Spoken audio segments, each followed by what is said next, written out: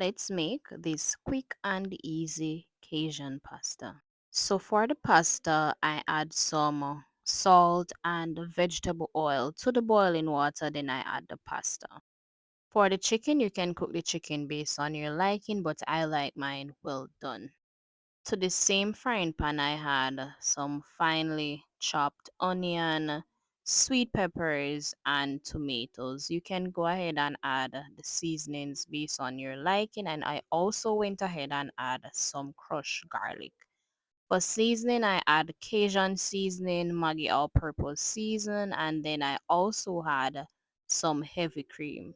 Afterwards, I add some Parmesan cheese, and then I mix to get everything fully combined and allow the sauce to thicken.